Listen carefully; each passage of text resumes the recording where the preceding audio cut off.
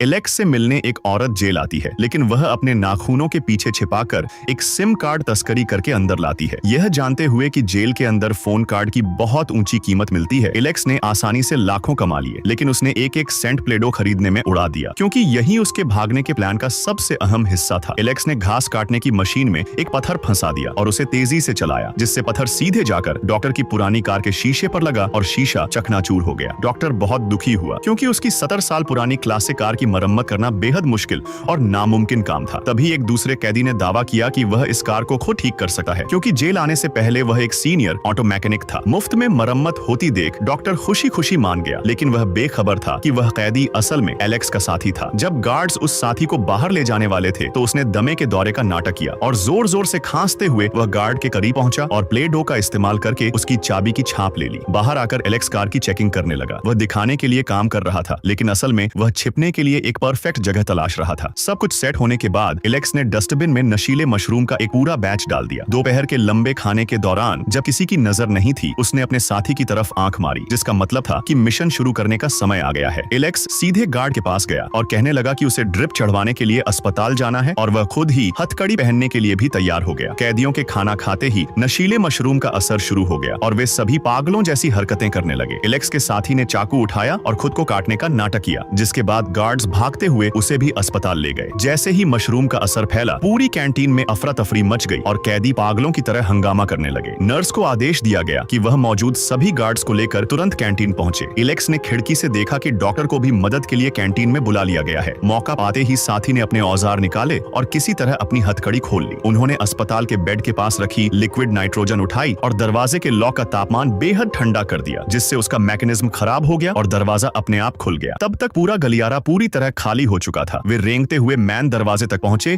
और साबुन से तराशी हुई वह नकली चाबी निकाली, जिसे उन्होंने लॉक खोलकर भागने के लिए बनाया था। लेकिन एलेक्स काफी देर तक दरवाजे के साथ मशक्कत करता रहा, फिर भी ताला नहीं खुला। उसे एहसास हुआ कि साबुन बहुत नरम था। कमेंट करो, पार्ट 2 वीडियो मिल जाएगी।